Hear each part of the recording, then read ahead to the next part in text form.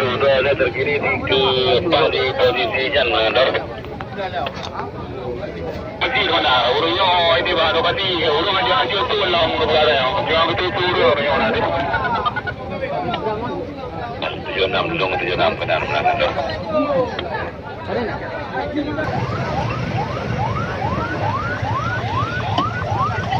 Tuh sementara jalan macet total ya.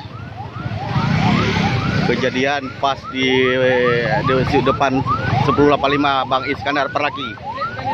Demikian informasinya. Semoga korban cepat dievakuasi. Demikian.